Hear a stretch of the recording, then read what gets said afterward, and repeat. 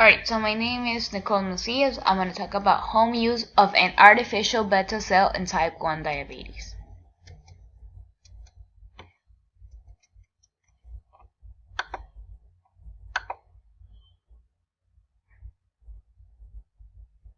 Alright, so home use of an artificial beta cell in type 1 diabetes.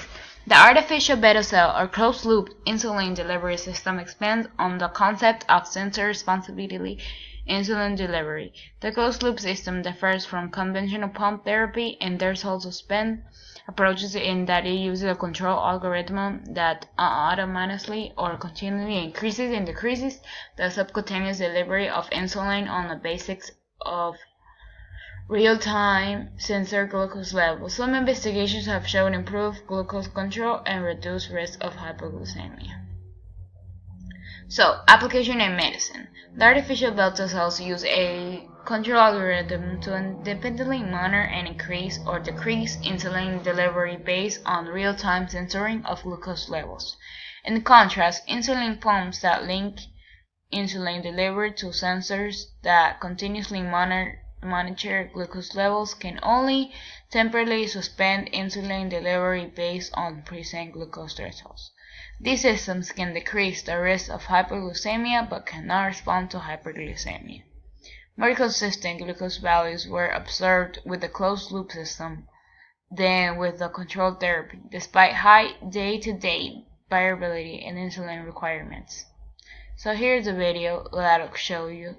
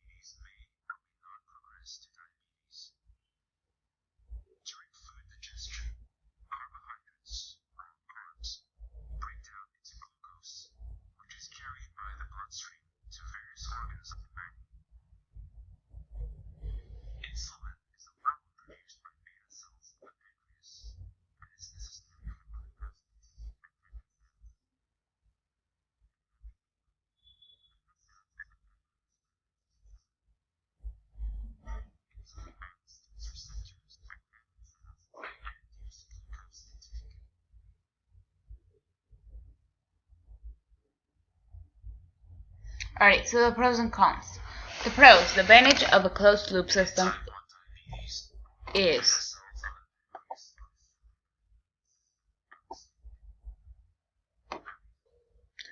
Alright, so the pros and the cons. The pros, the advantage of a closed loop system and the responsive graduating modulation of insulin delivery both and below and above the present pump regimen, which allows for improvements in the proportion of time spent in target glucose range and lowering of a mean glucose level without increasing the risk of hypoglycemia. It will be very useful for patients while they sleep or play sports and provides useful for home use. The cons. 3 severe episodes of hypoglycemia happened with the artificial beta cell, all when the system was not in use because it had a low battery or the system was not turned on. Artificial beta cell technology is still fairly new and feasible.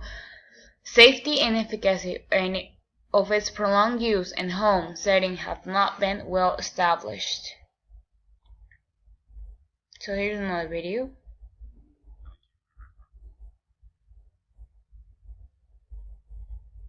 Okay. So, issue applied in Ecuador. Diabetes is an increasingly common disease in Ecuador. There are two types, type 1 and type 2. Type 1 usually affects children and young people. It is linked more to a genetic factor and it develops at an early age, while type 2 diabetes is most commonly in the country and it affects mostly adults. So 100% in diabetes in Ecuador are really 2% type 1 and type 2 98%. The type 1 is prediabetes, which is reversible and controllable but not detected and treated in time becomes irreversible diabetes. If the blood glucose exceeds 120 size, it's confirmed diabetes, which is treated with oral medication and insulin. The most used in treatment of type 1 diabetes is insulin. The insulin pumps are also used in the country, but in lower percentages because their implementation and maintenance is economically high. So, Lantus is usually given a slow-action insulin which lasts 24 hours, at the same time to eat breakfast, lunch, and a snack, so you need to manage a fast-acting insulin called Homolog. This insulin is given to patients before every big meal, not so it won't shoot the high sugar levels. The minimum must use test strips 3 times to know the level of the glucose in the patients.